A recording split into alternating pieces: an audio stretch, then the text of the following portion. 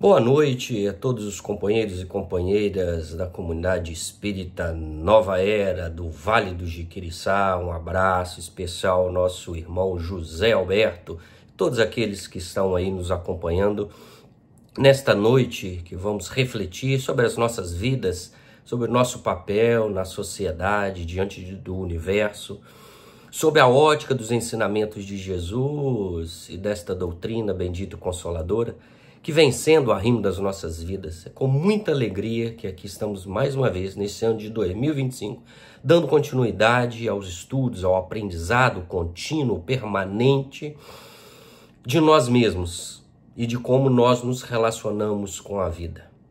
Essa noite em especial, vamos tecer algumas reflexões e comentários sobre o processo educativo, sobre educação como um caminho para a nossa evolução. E começamos a recordar em Jesus, no evangelista João, capítulo 13, versículo 13, quando diz assim: vós me chamais mestre, Senhor, e dizeis bem, porque eu sou. Então, Jesus aqui afirma peremptoriamente que ele aceita o título de mestre. O mestre é aquele que tem um olhar diferenciado para com o discípulo. Então, a questão da educação, e tendo Jesus como modelo e guia, segundo a questão 625 do Livro dos Espíritos, ele é o grande mestre das nossas vidas.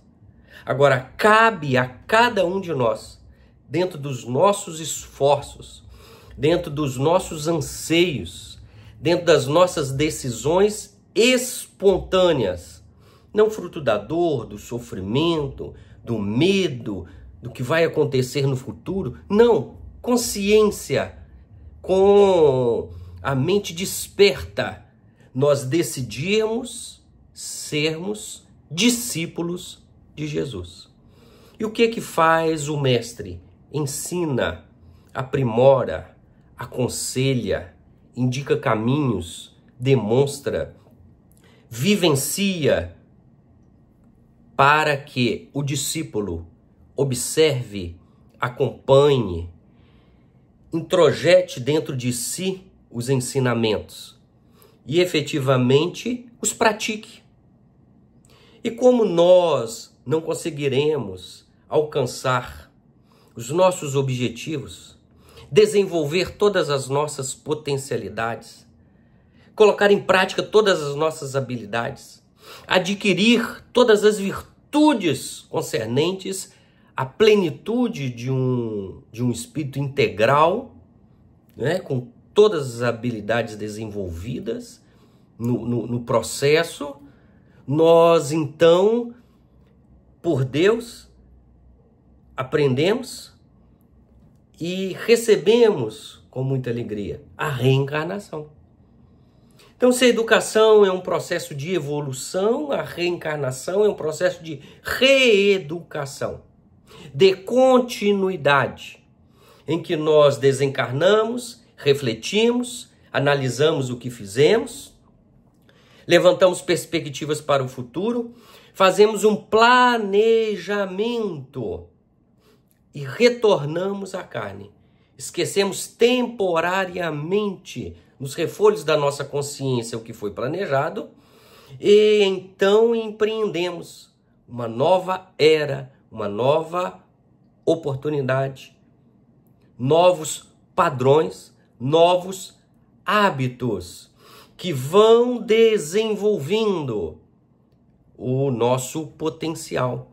E eles se abrem dois grandes flancos: aqueles que são fruto do nosso querer, quando nós compreendemos que a vida, em cada ação, em cada atitude, em cada convite das experiências alegres ou tristes, doces ou amargas, traz no seu invólucro, no seu envolvimento, um ensinamento. Todos os processos da vida são processos reeducativos. Então, o que desejamos? Absorver esse olhar de que cada atitude, cada expressão da vida, de forma individual, interna, externa, na coletividade, a partir da nossa família, de onde trabalhamos, de onde convivemos com os semelhantes, até chegarmos ao contexto da Terra como uma grande escola que nos oferece as possibilidades. E dentro dessas possibilidades, aqueles que aproveitam num grau maior, na medida em que aceitam, na medida em que prestam atenção, na medida que se sensibilizam para os sinais que a vida nos oferece. E para que desenvolva a capacidade de ouvir, a capacidade de enxergar e de questionar, de abrir a mente para perguntar à vida: o que você quer me ensinar com isto? O que essa dor está me ensinando? E muitas vezes não é um ensinamento direto, que a gente absorve na primeira instância. A gente precisa silenciar, a gente precisa absorver, pensar e esperar a vida ou o nosso amadurecimento. Embora a vida só propicie acontecimentos quando nós estamos preparados para entender. Caso contrário, seria um desperdício. E quem que inventou a vida? Deus. E Deus é o que? É a perfeição. Então, neste contexto, tudo o que nos acontece tem um ensinamento, direto ou indireto, que nós absorvemos e entendemos na primeira vez que ele aparece. Ou se o ensinamento vem e nós ainda estamos um pouco recalcitrantes de aceitar, de entender, porque a reeducação é a modificação, é a transformação, é a superação dos nossos limites, é a possibilidade de renovar a vida, de passar pelas experiências com um olhar diferenciado.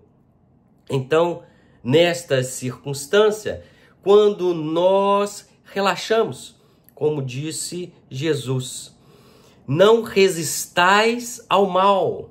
Ou seja, compreenda, questione e ouça o ensinamento que a vida tem para te oferecer, nas alegrias quanto nas tristezas. Porque elas vêm, e se nós não estamos preparados, se nós ainda não aceitamos, se nós ainda não entendemos, e se não nos propomos à renovação, porque o conforto é uma coisa muito boa, mas limita a capacidade do novo, do amanhã, da mudança, porque mudar dói, sair do conforto para uma atitude nova. Então, quando nós não estamos assim, a dor e as experiências da vida passam, mas elas retornam agora, amanhã, numa circunstância com um colorido diferenciado, mas sempre com a mesma proposta, nos ensinar. E aí, talvez um pouco mais duro, um pouco mais vivido, um pouco duro ou dolorido, com um pouco mais de experiência, nós possamos entender que aquela circunstância trouxe aquilo que a gente esperava há muito tempo, mas como crianças rebeldes, a gente afastou, a gente não aceitou o processo educacional da vida. Vejamos um exemplo interessante de um mestre que estava ensinando justamente este processo ao seu discípulo. E ele então pegou um copo com água e disse para o discípulo: encha a mão de sal, coloque na água e misture. E o discípulo, como estava querendo aprender, embora sem saber as consequências e o ensinamento moral por trás daquela situação, o mestre falou: beba a água. E ele bebeu, fez uma careta, porque a água estava salgada. Ele falou: qual a sua sensação? Não muito agradável. Falou: agora deixa o copo de lado, enche a sua mão de sal e se dirigiu para um lago. Naquele lago ele joga o sal na água e ele jogou. Agora pegue com as suas próprias mãos uma conchinha de água e beba aquela água. E ele bebeu. E ele falou: o que você está sentindo? Agradável. E ele então disse: a vida é assim. O sal sempre estará presente em nossas vidas, representando as dores, as dificuldades, as questões que precisamos lidar. O meu conselho é: nós devemos deixar de ser um copo e virarmos um lago. Mas o que é ser copo, o que é ser lago? É questão de quantidade. E essa questão de quantidade nós vamos entender como abertura da mente. Quando eu sou um copo, quando eu penso só em mim, quando eu olho para as minhas dores, e que são dores reais, e que são sinceras, e que doem, corroem profundamente, não há dúvida disso, mas são nossas. A gente tende a aumentar porque a gente bota o pensamento e a energia da mente nessa dor. A gente fala da dor, a gente repete na dor. E isso só faz dissolver o sal e a água ficar mais salgada. Quando nós nos propusermos a sermos lagos, o que é ser lago? Não é ser grande, não é ser inteligente, é apenas compreender e abrir a mente para que aquele sal, aquele problema, aquela dor, aquela dificuldade, ela não fique somente conosco. E nós abrimos o nosso conhecimento e entendemos que somos um ser coletivo. E quando a gente abre a mente, nós vamos olhar para o vizinho e vamos ver que ele tem dificuldades maiores do que as nossas, num contexto diferenciado. E tanto ele como tantos outros, quando a gente deixa de ser copo, pensar só na gente, quando a gente empresta o ouvido para entender e ouvir uma reclamação, uma angústia de outras pessoas, é um lago, a gente está abrindo. E quando nós estamos prestando atenção com o objetivo de auxiliar e aliviar a dor do outro, eu esqueço um pouco da minha. E ao esquecer, ela não saiu daqui, mas ela deixa de ter o efeito da dor que castiga, que fica latejando dentro do nosso coração, seja a dor física, seja a dor moral. Então, um conselho deste grande mestre é esta perspectiva. E como é que nós vamos edificar e conquistar? Logicamente, não é dando um salto, como ouvi a palestra, li um livro, participei de um estudo do centro, terminei de ler e de participar de um seminário e de repente a vida vai se transformar. Não, é dia a dia, é passo a passo. É o que Jesus nos ensinou a respeito da perseverança. Aquele que perseverar até o fim, este será salvo. Então, na medida que a gente se esforça para esquecer um pouquinho da dor e dialoga com ela, tá doendo, tá, mas eu preciso continuar a vida. Eu não posso sucumbir à dor, porque a dor é passageira, como a alegria é passageira. Então, que ela venha e a gente faça a proposta. O que você quer me ensinar? Agora, tem que fazer silêncio para ouvir a resposta da dor. E quando a gente faz silêncio e abre a nossa sensibilidade para buscarmos entender o que ela tem para nos oferecer, nós ganhamos, nós aprendemos, nós suavizamos. Porque existem dores, são chamadas crônicas. Às vezes a gente nasceu e vai passar a vida inteira com ela. Significa que nós nascemos para sofrer? Não. Nascemos para aprender a lidar com ela. E como a gente lida? Abrindo as nossas perspectivas. Numa outra oportunidade, o médico estava em cima de um monte. Pegou uma vara com dois baldes, só que ele era feito de treliça, era entrelaçado, né, de bambu. Chamou o discípulo e fala: desça por favor até lá embaixo no rio, coloque água no balde, traga até a mim. Aí ele foi, voltou, né, uma escadaria muito longa. Quando chegou lá em cima, como era entrelaçada, a água vazava e chegava lá em cima, a água estava quase ao fim. E o mestre falava: o que você aprendeu com isso? Que esse balde está furado, ele não tem capacidade de reter a água. Falou: então desce e pega novamente. Ele descia todas as escadas, ia lá, enchia, e à medida que ia subindo, a água ia escorrendo por entre os buraquinhos, os flancos, entre uma tira de bambu e outra. Quando chegava lá em cima, o recipiente estava quase vazio e o mestre perguntava: e aí, o que você aprendeu com isso? Aprendi e reafirmo que este recipiente não é o mais adequado para pegar a água. E ele retornou novamente. Isso foram várias vezes, para a gente entender que a quantidade de vezes que nós precisamos descer, pegar a água e subir, ou seja, ter um esforço, vai depender da nossa capacidade de compreender o porquê aquilo acontece. Até um momento que ele disse: realmente não está mais, continua vazando a água por esse recipiente. Entretanto, eu percebi que ele está mais limpo. Ou seja, começou a observar algo além daquilo que ele estava repetindo.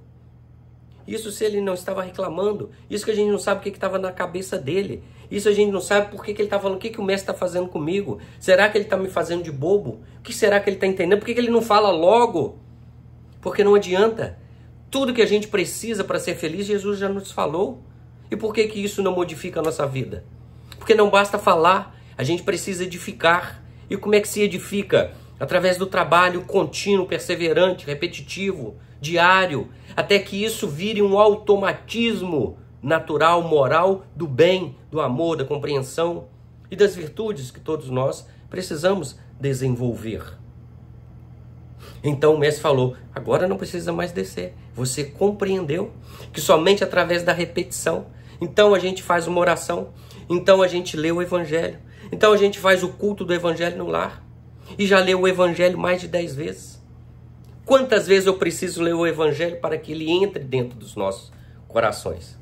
Para que ele consiga me oferecer uma capacidade de ter um olhar diferente para a vida, para o sofrimento, para a dor, para as limitações, para as dificuldades naturais de todos. Porque diz o evangelho segundo o Espiritismo, a dor nos faz irmãos, porque todo mundo sente dor.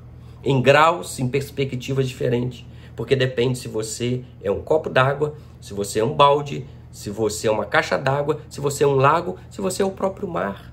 E quando a gente se integrar efetivamente no contexto geral, nós então compreenderemos que na medida em que Deus, que a divindade deixa de ser um mistério, e nós passamos a ser cooperadores e colaboradores da grande tarefa de elevar todas as pessoas, todos os seres, todos os mundos, ao processo do melhoramento, da evolução, da pacificação. Então, nós não precisaremos mais das dores, dos sofrimentos para nos ensinar. Entretanto, a gente acaba pedindo e solicitando a dor para ensinar o outro. Ter paciência, compreensão, resignação, obediência, disciplina. Olha quanta coisa nós ensinamos ao outro, na medida em que ele nos vê sofrer e efetivamente sente, acompanha a nossa compreensão, a nossa não revolta por aquilo que temporariamente está querendo nos dizer. Você nasceu para amar, para ser feliz. Então, empreende efetivamente dentro de você. aceite e se harmonize com a natureza. Jean-Jacques Rousseau foi um filósofo na época de Kardec, francês, e disse assim: o melhor método de ensino é aquele que mais se aproxima da natureza. E o que Jesus fez? Fez as suas pregações, os seus ensinamentos, as suas curas, os seus conselhos na natureza.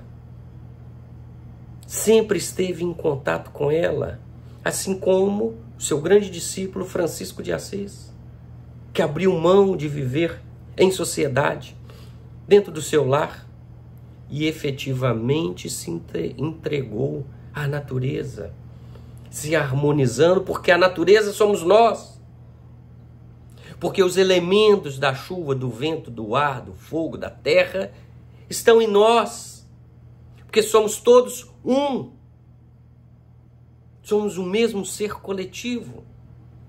E na medida em que a gente aceita, na medida em que nós compreendemos a importância das pequenas coisas. Quando Jesus disse assim: contemplai as aves do céu, olhai os lírios do campo. O que ele estava falando? Pare um pouquinho a vida, o processo racional de intelectualidade, e sinta. Talvez assim nós possamos sentir o próprio Deus. Mas tem que parar de pensar na manhã o que tem que fazer, as atividades. Tem que parar, tem que fazer silêncio. Tem que se permitir abrir. E quando nós observarmos a natureza, nós vamos entender a mecânica divina.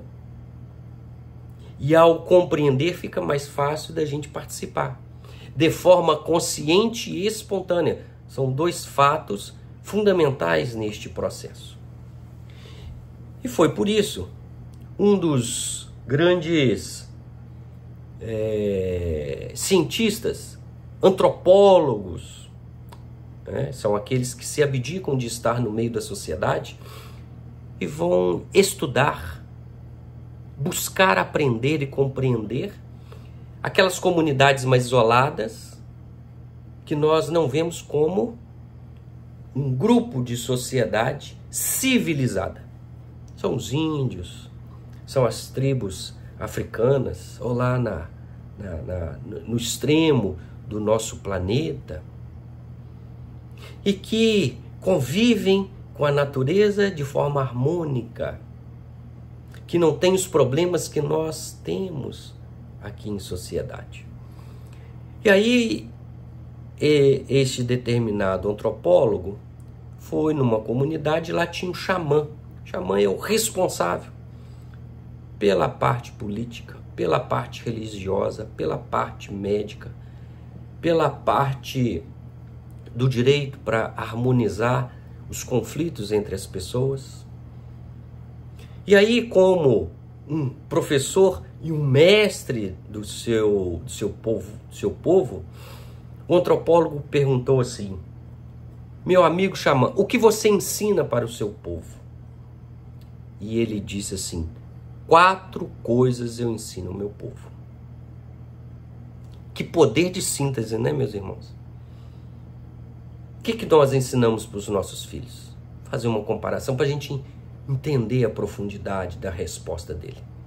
A gente consegue 4 pilares básicos da educação dos nossos filhos, daqueles que convivem conosco. E ele falou: primeiro, eu ensino o meu povo a ouvir. Nós aprendemos a ouvir, fomos ensinados a isso. Nós ensinamos isso aos nossos filhos, aos nossos evangelizandos nos centros espíritas, nossos afetos, em qualquer tipo de hierarquia. Mas por que ouvir é tão importante para este povo? E a gente começa a pensar e lembrar dos próprios ensinamentos de Jesus. Vamos ter ele como base. E ele disse assim: ouçam os que têm ouvidos para ouvir. Por que ele disse isso? Porque tem gente que ouve e não entende. Ou seja, ouviu, mas não tem ouvidos para ouvir. A música, ela é harmônica, mas tem ouvidos que só ouvem ruídos, não conseguem observar a harmonia. Por quê? Em toda comunicação existem alguns fatores fundamentais. O emissor é aquele que está falando. O receptor é aquele que está ouvindo. Existe a mensagem, que é a forma que nós falamos e que nós fazemos gestos e que nós expressamos o que estamos sentindo para o outro. Existe a mensagem e existem os ruídos que interferem. Internamente, nós temos filtros, ou seja, o que a pessoa fala nem sempre é o que a gente entende. Nem tudo que nós falamos, os outros entendem perfeitamente. Aí a gente precisa explicar, a gente precisa fazer uma comparação para a pessoa ouvir e algumas vezes das pessoas para conosco. Então este processo que é a base do relacionamento, que é o que eu estou fazendo aqui, que nós fazemos, falar, ouvir, se expressar e ter alguém ouvindo. É fundamental, porque se você pede uma coisa e a pessoa ouve outra, ela vai te dar uma resposta que não vai ser condizente com o que você precisa, com o que você anseia. O entendimento é diferenciado. Existem algumas pessoas que são muito literais, que entendem efetivamente a letra fria e não conseguem entender aquilo que está por trás, as intenções do que a gente diz. Porque não basta falar eu te amo. A gente pode expressar este amor no silêncio, na prática, no tato, na compreensão, no companheirismo, tanto quanto no ato de falar. Como nós podemos usar a expressão eu te amo e isso ser ofensivo, embora uma palavra que expressa uma afeição de carinho para com a outra pessoa. Então, ouvir significa parar, abdicar de falar, fazer um silêncio mental, estar com a mente aberta para absorver o que o outro está falando. Porque os psicólogos nos ensinam que eles ouvem aquilo que a gente não está falando. Porque nem sempre nós falamos o que nós queremos. Então a arte de ouvir é a capacidade de absorver e buscar dentro do processo de empatia, de sensibilidade, entender a necessidade do outro. Que às vezes ele não fala o que é, mas a gente consegue perceber. Porque além da palavra, existe um processo magnético. Existe um processo energético que nós percebemos, ainda que o outro fique em silêncio. Assim como a espiritualidade observa e sente o nosso pensamento, o nosso sentimento em forma de oração. Não adianta falar muitas palavras e nem orações decoradas. Não é isto que expressa a ajuda e a resposta não vem em paralelo a isto. Mas efetivamente do sentimento. Então muitas vezes, meu Pai, me ajuda. Senhor, me ajuda. Vale muito mais do que lágrimas e orações muito grandes, bonitas, que são bonitas, não é que não devem ser feitas e realizadas. Não. Mas como está o nosso sentimento quando nós falamos estas palavras? Então a espiritualidade também utiliza deste processo. E por que é importante ouvir? Porque o relacionamento, a intercomunicação entre um e outro, depende da compreensão. Assim como uma pessoa de uma língua estrangeira vai falar conosco, a gente não vai entender se nós não conhecemos aquela língua.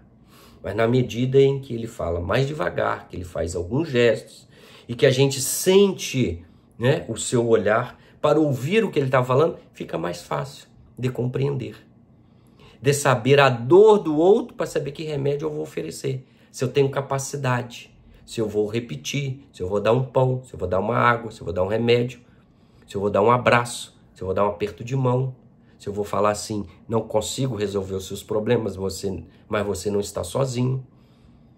Por exemplo, hoje em dia é uma realidade nas nossas existências o WhatsApp. E você pode escrever ou você pode gravar o áudio. E o áudio a gente pode ouvir. Lá tem a velocidade 1, 1,5 e 2. Ou seja, a gente pode acelerar. E tem muita gente que ouve no 2. E aí, se a pessoa fala muito rápido, não consegue entender. Aí volta de novo, volta de novo. Se tivesse ouvido na velocidade 1 natural, poderia compreender da primeira vez. E uma sutilidade neste processo. Quando a voz está acelerada, ela não expressa efetivamente o que está sentindo. A gente não consegue perceber as minúcias. Quando a gente vê a entonação natural da pessoa, no modo 1, que é o modo natural, nós conseguimos absorver melhor o que o outro está falando. Só que a nossa pressa é tão grande. E aí um questionamento. Pressa para quê? Para fazer as minhas atividades. Para quê? Para fazer outras de novo, amanhã, e amanhã, e amanhã. E nós somos espíritos imortais. Então, sempre haverá um amanhã. Pressa para quê? Para fazer o quê? Para resolver o quê?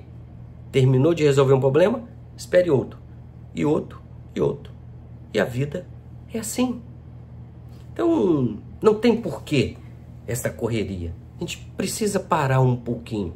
Porque só quando a gente para, só quando a gente faz silêncio, nós somos capazes de abrir espaço para ouvir.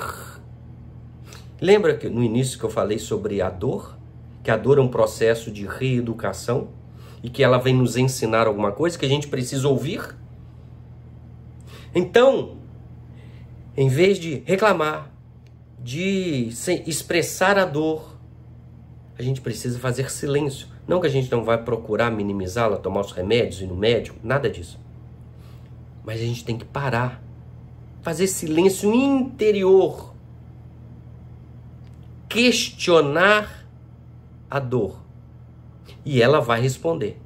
Mas quando ela responder, eu não posso estar falando. Porque se ela estiver falando e eu falando, nós não vamos ouvir. Por isso é fundamental o silêncio. Já dizia Gibran Khalil Gibran, um grande poeta libanês. O silêncio é o espaço que o espírito necessita para abrir suas asas, para se expandir, para perceber a função daquela situação que nós estamos passando. E quando a gente para e ouve, a gente reflete. Refletir é se entregar à abertura da possibilidade de modificação de nós mesmos. Pronto. A dor veio, ensinou, nós aprendemos, ela vai embora. E não volta mais naquela situação.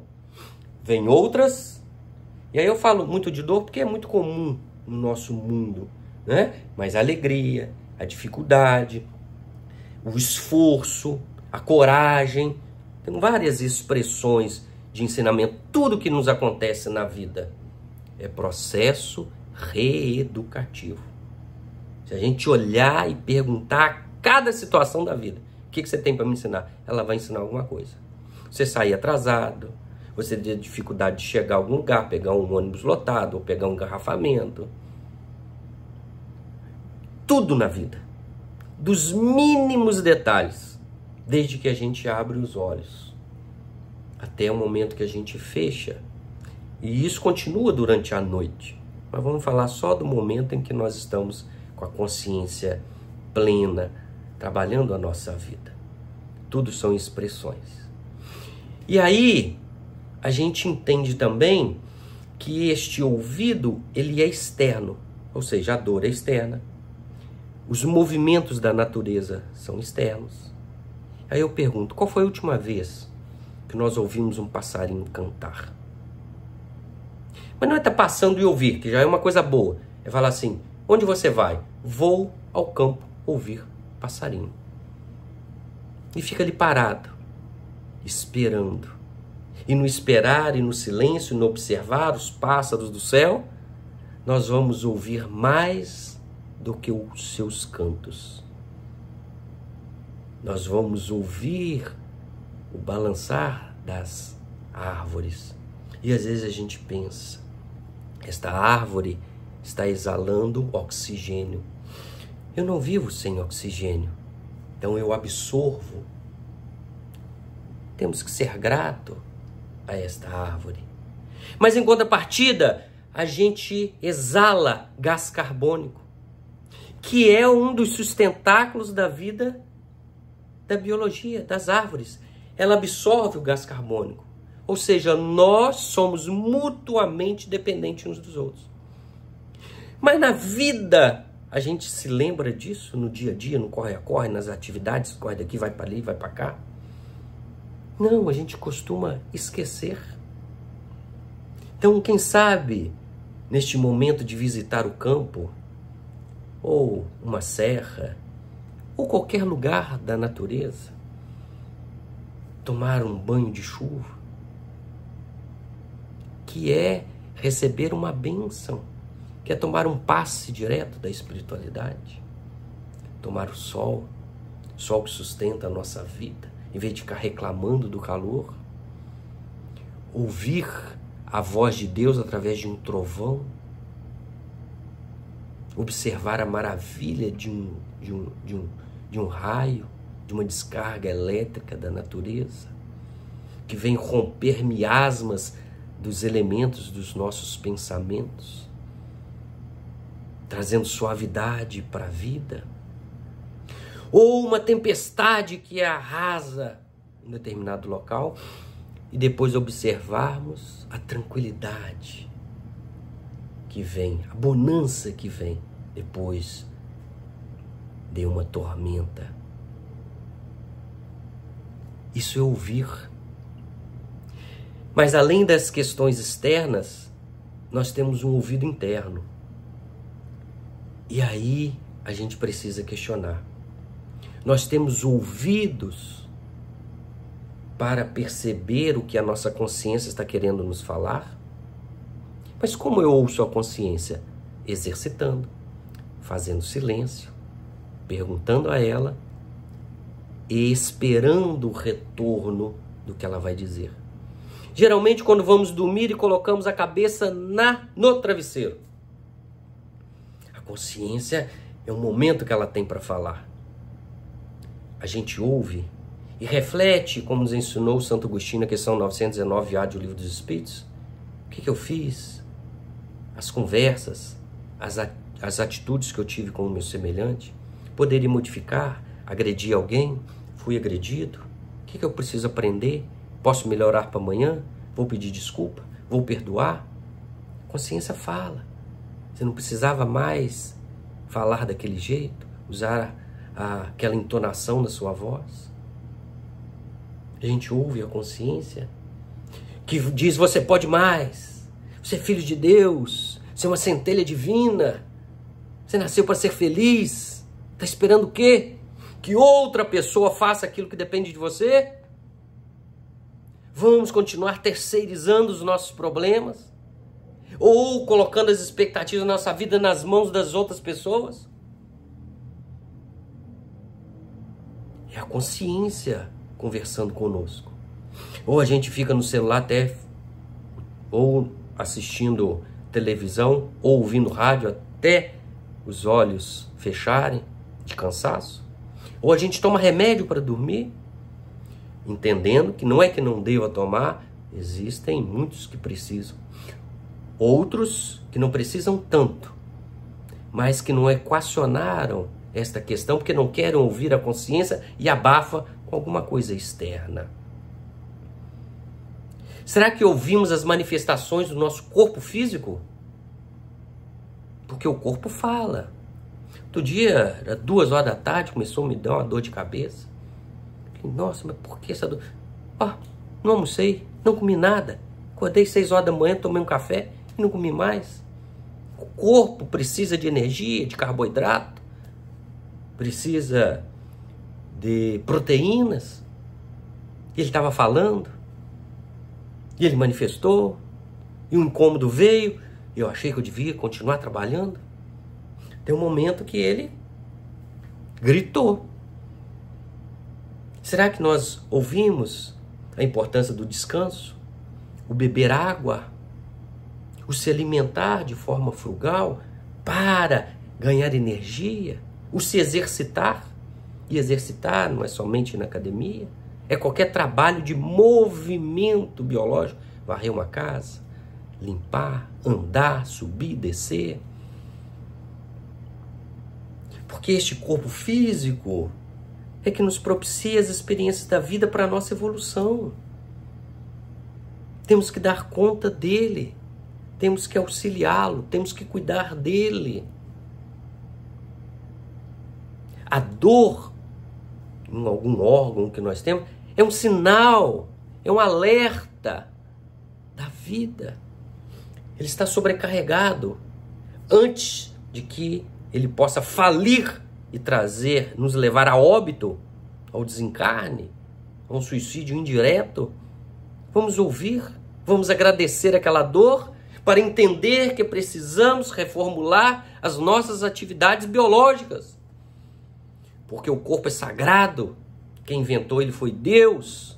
Nós temos que ser gratos a tudo aquilo que nos possibilita o crescimento, o desenvolvimento, a possibilidade de reeducar as nossas almas.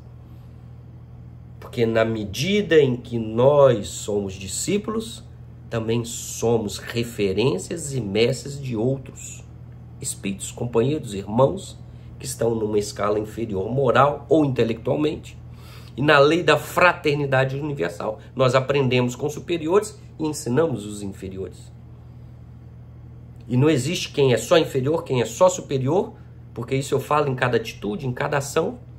Em algumas coisas eu sou paciente, eu ensino paciência, em outros eu sou ávido e sou tímido e sou temeroso de alguma coisa, o outro me ensina coragem.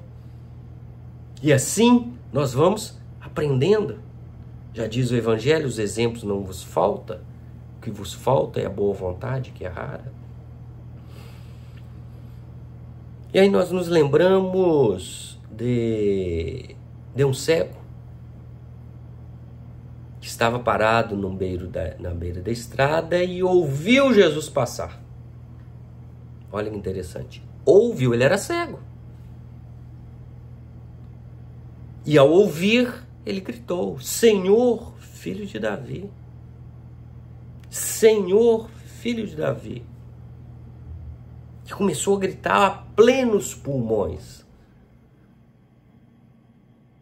Nós já ouvimos Jesus passar nas nossas vidas? Que papel ele representava? Veio na forma de uma dor, veio na forma de um irmão, de uma solicitação, de uma dificuldade. Veio na forma de música, na forma de um conselho. Veio na forma de uma doença. Como ele se manifesta? Porque não é figura de Jesus, é o Cristo. É o bem e o amor que passam, porque nós somos essencialmente amor e nós nascemos para amar. E quem ama é feliz, que exerce a capacidade de oferecer ao outro aquilo que é tão bom para si. É tão bom ser bom. Vamos experimentar. E os discípulos procuraram abafá-lo. Não, não grite, é o mestre que está aqui. Mas é justamente isto. Porque quando nós ouvimos e decidimos seguir Jesus, muitos vão falar: te conheço, você é fogo de palha, eu sei o que você fez no verão passado, você não é de nada. Quem que você acha que você é? Quem que você acha que você é para Jesus ouvir o que você está gritando?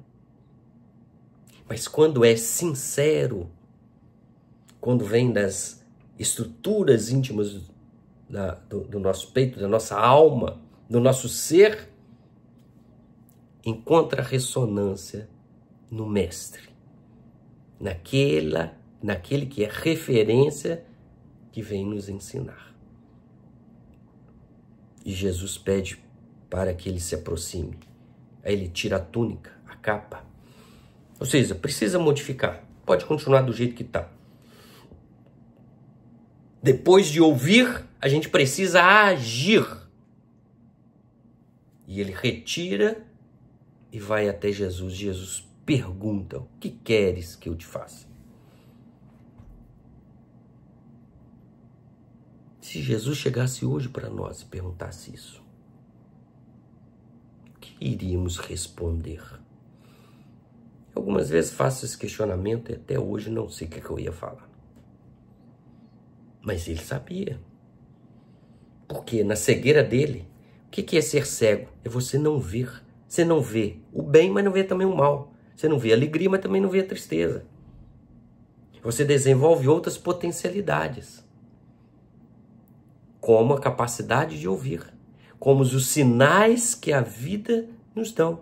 Às vezes é um sinal amarelo de atenção, às vezes é um sinal vermelho. Não ultrapasse, que não será produtivo para você. E às vezes nós somos insistentes, meus irmãos.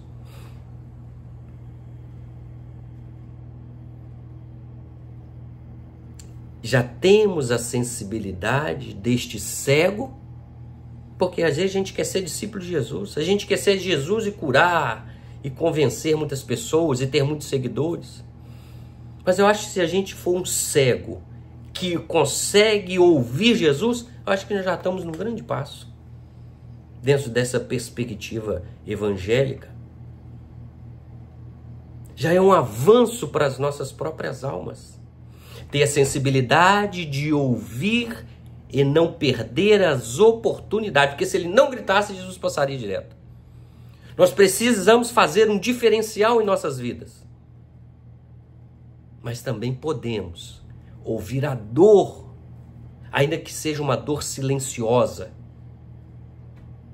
daqueles que convivem conosco. Porque bonito, feio, rico, pobre, preto, branco, índio, todos os tipos de gênero, todo mundo sofre, todo mundo tem angústia.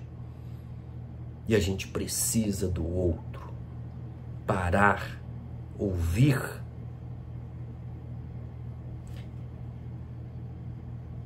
É um passo na reeducação que vai nos levar à evolução e ao progresso.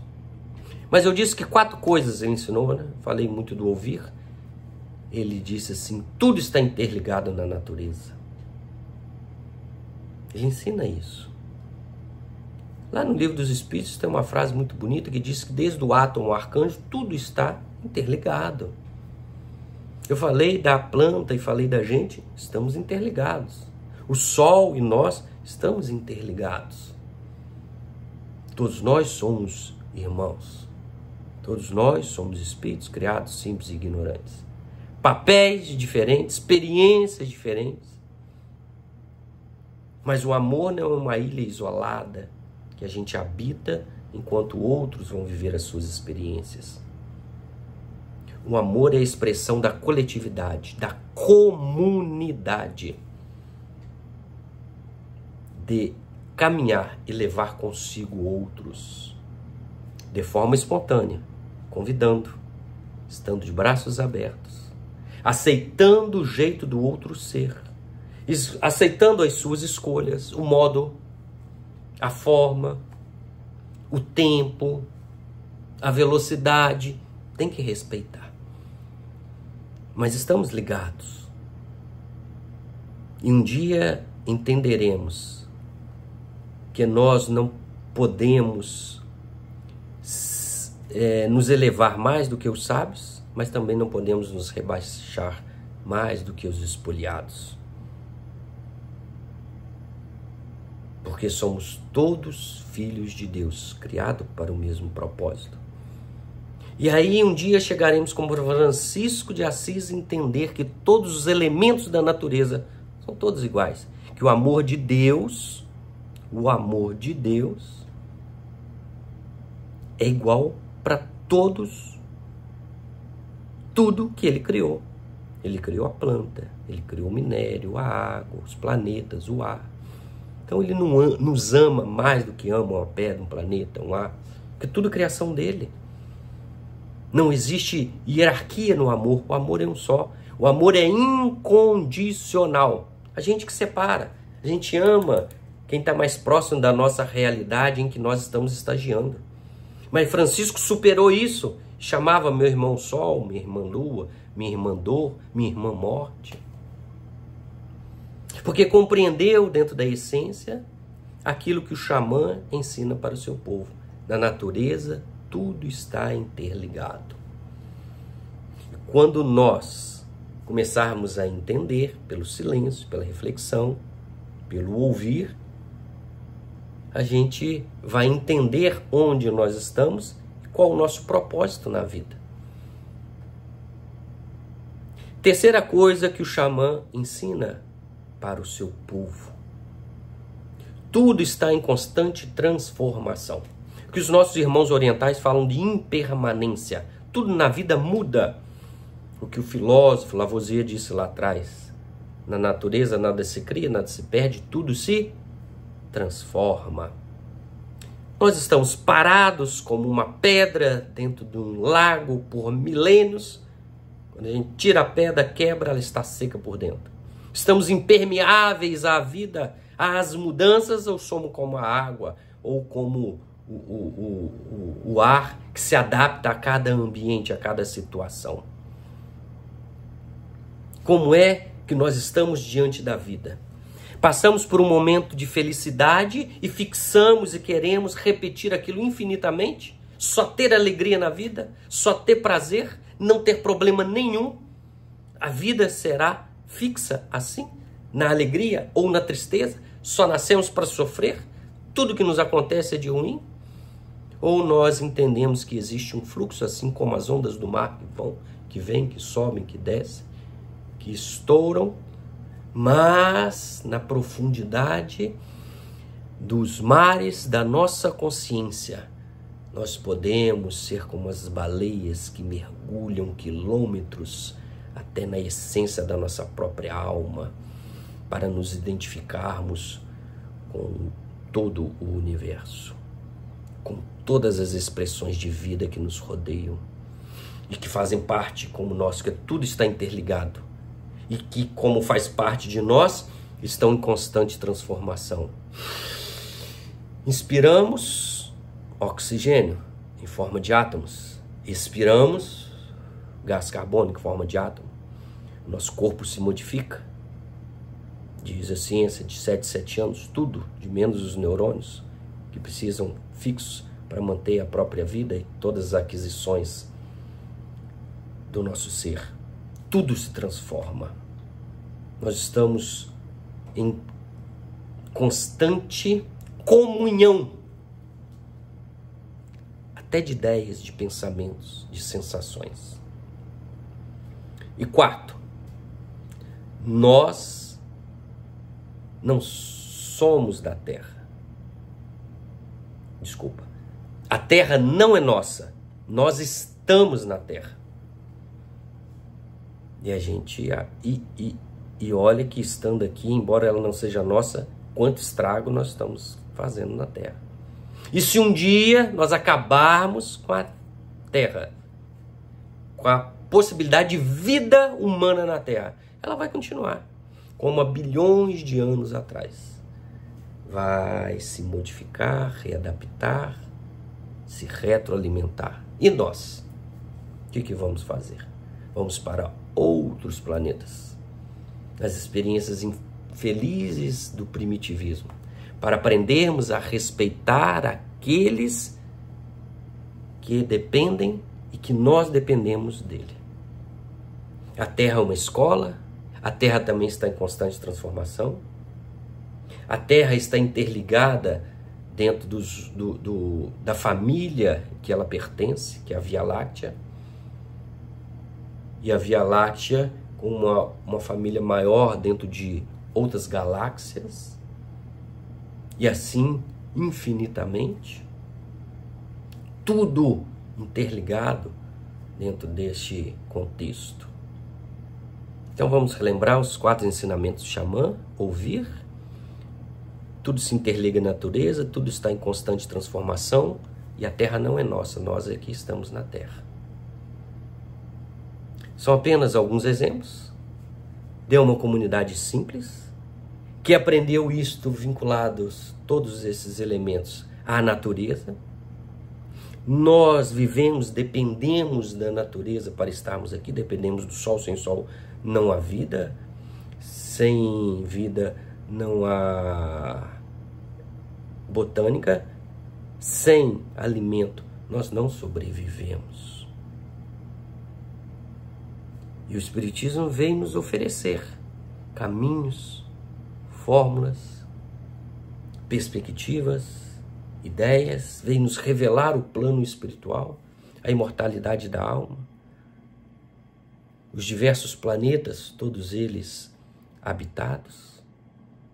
E Jesus vem nos demonstrar que nós somos amor, nós vivemos por amor, vamos desenvolver o amor. E só Ele é eterno, segundo Paulo, 1 aos Coríntios 13:13. Somente o amor é eterno. Porque não investimos todo o nosso tempo, todas as nossas atitudes no amor? Porque nós queremos ser amados, mas nos disponibilizamos muito pouco, ceder um pouco de nós, sair daquele copo d'água e sermos um lago. Porque o lago é muito mais diversificado. Existe alga, existe pedra, existem outros animais que ali sobrevivem. Ele reflete, porque a sua superfície é maior, as estrelas do céu maravilhosas, que também conversam conosco. E nós já ouvimos estrelas? Vou relembrar aqui Olavo Bilac. Ora direis ouvir estrelas, certo perdeste o senso. E eu vos direi, no entanto, que para ouvi-las muitas vezes desperto e abro as janelas pálido de espanto. E conversamos por toda a noite, como um palho aberto, enquanto a Via Láctea cintila. E ao vir do sol, saudoso em pranto, ainda as procuro pelo céu deserto. Ora direis, tresloucado amigo, que conversas com ela, que sentido tem quando estão contigo? E eu vos direi, no entanto, amai para entendê-las, pois só quem ama tem capacidade de ter ouvidos para ouvir e entender estrelas. Meus irmãos, muita paz.